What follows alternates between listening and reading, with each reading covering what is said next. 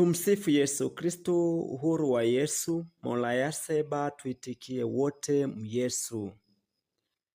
Roho Mtakatifu wa Yesu ananena na ulimwengu. Pinga ushoga na roho zote za kuzimu na kuziombea kwa jina la Yesu. Lakini pinga roboti aliyeingia duniani kwa kisingizio cha kukua kwa sayansi na teknolojia. Ni sanamu huyo. Kwanza tuanze na sala ya ufalme wa Yesu inayotoka katika kitabu cha Mathayo sura ya 6 mstari wa 9 hadi wa 13. Baba yetu uliye mbinguni, jina lako litukuzwe, ufalme wako uje, mapenzi yako yatimizwe hapa duniani kama huko mbinguni. Utupe leo riziki yetu, utusamehe deni zetu kama sisi nasi tuwasamehe wadeni wetu, na usitutie majaribuni, lakini utuokoe na yule mwovu, kwa kuwa ufalme ni wako na nguvu na utukufu hata milele. Amina. Leo tutajifunza silaha kuu ya shetani. Leo tunajifunza silaha kuu ya shetani. Silaha kuu ya shetani ni hofu. Silaha kuu ya shetani kwa watu ni hofu. Shetani anaogopa sana mtu mwenye imani, maana imani ni sawa na mashine ya kutotolesha mayai. Bila imani hakuna mtoto. Mtu wa Mungu, ukishinda hofu, umemshinda shetani, maana hofu ni ya shetani.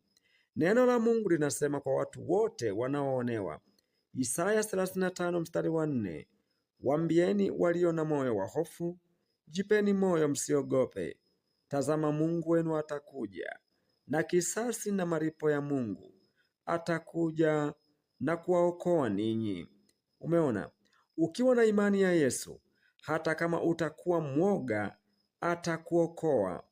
Watu wa Mungu majasiri, tunatumwa tuvae sura ya Yesu isiyo na hofu, tuukomboe wakati.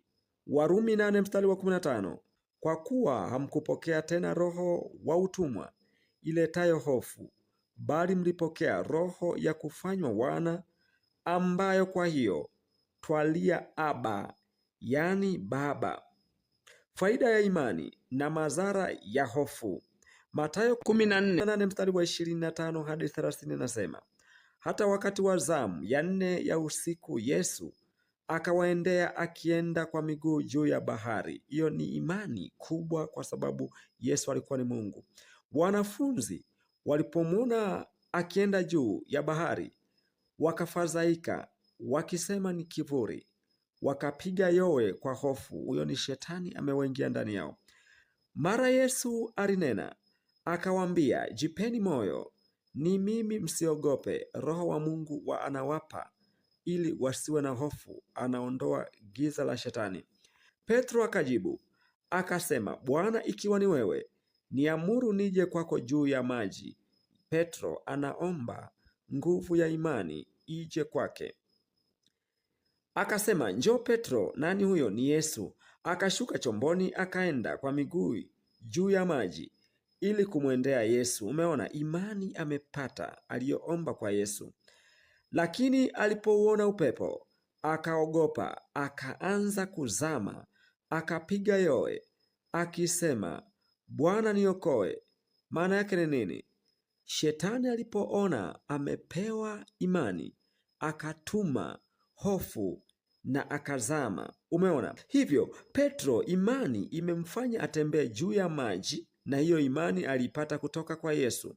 Na hofu imemfanya azame, na hiyo hofu aliipata kutoka kwa shetani. Mtu wa Mungu, fukuza hofu, vaa ujasiri, uwe hodari na kuweza kushinda nguvu zote za giza. Amina. Ombi. Yesu, linda roho na nafsi zetu, watu wako, ziwe na imani yako daima.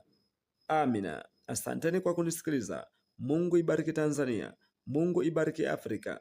Mungu ibariki dunia yote na mataifa yote duniani. Amina.